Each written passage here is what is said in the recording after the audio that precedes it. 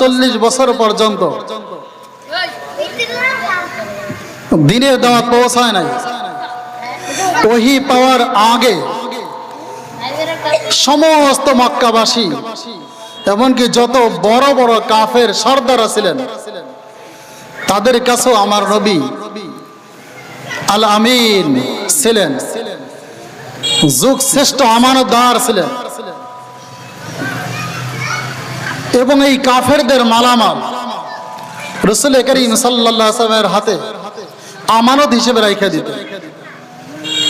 আল্লাহর নবী যখন ওহী প্রাপ্ত হওয়ার পরে এই সমস্ত লোকদের কাছে যখন দ্বীনের দাওয়াত নিয়ে যান, এই দ্বীনের দাওয়াত তাদের কাছে পৌঁছানোর পরে যেই সমস্ত কাফের সর্দারেরা আমার নবীকে আল আমিন উপাধি দিয়েছিল, সেই সমস্ত সর্দাররা আমার নবীর বিরোধিতা শুরু করে দিলেন।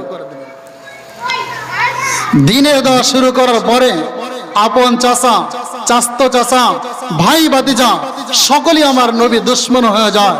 মূল কারণ ছিল তারা ছিল নাপাক আর আমার নবী ছিলেন পাক। পাক আর নাপাক কোনোদিন এক হইতে পারে না।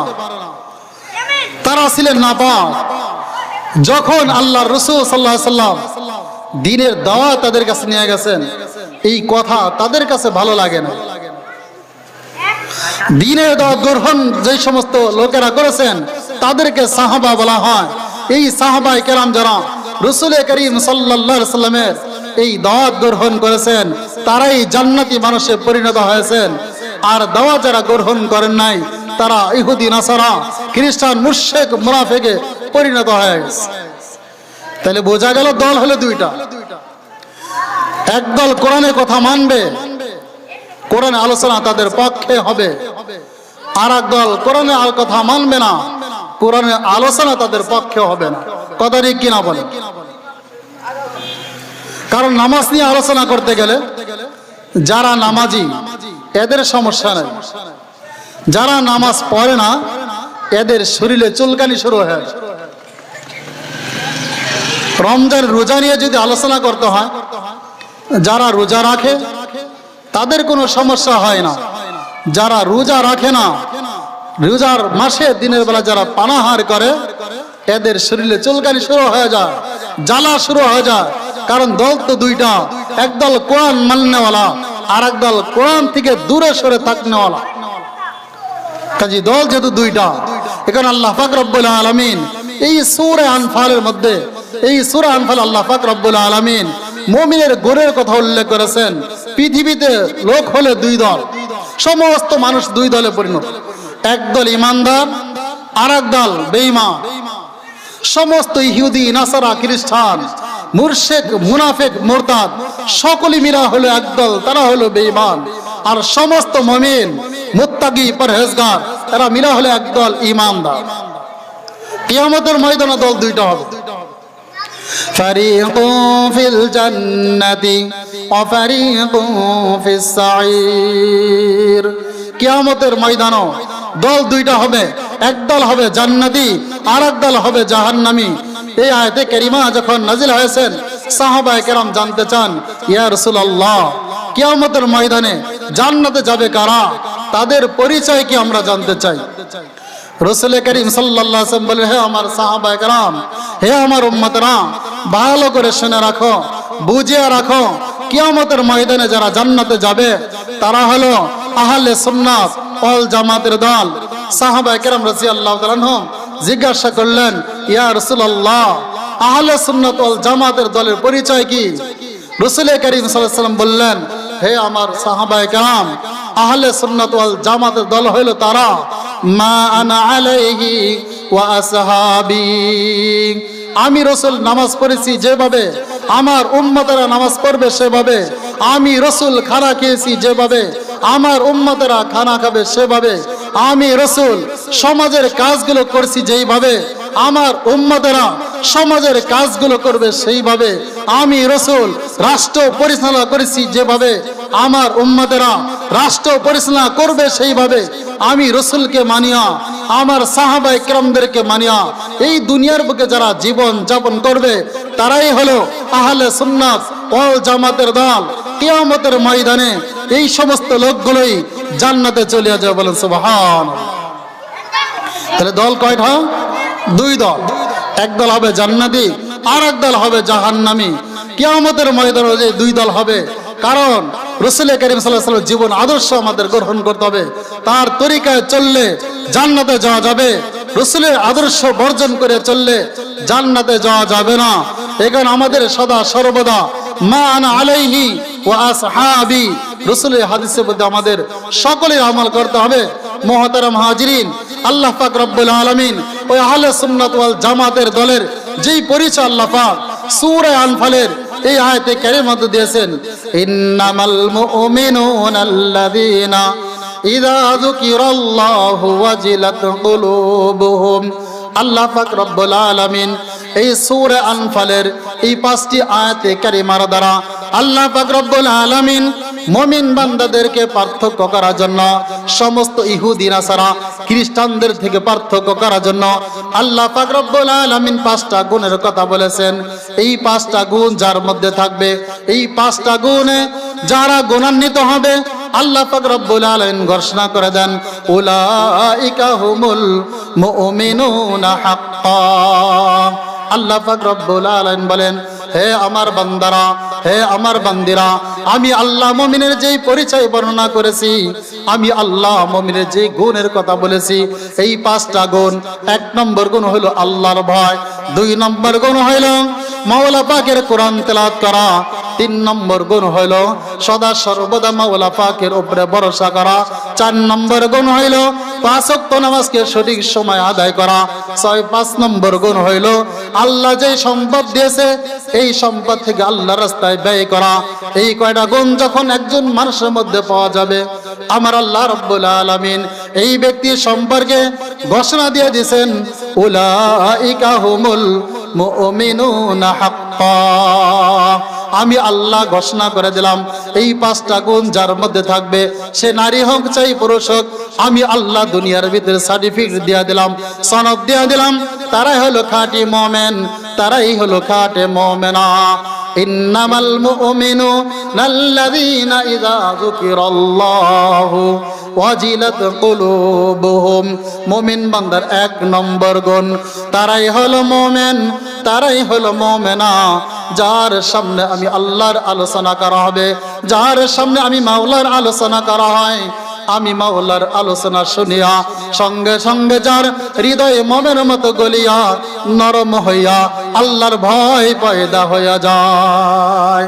ভাইরা আমার 1 নম্বর গুণ কি? আল্লাহর ভয়। একটা কথা বলেন না কেন?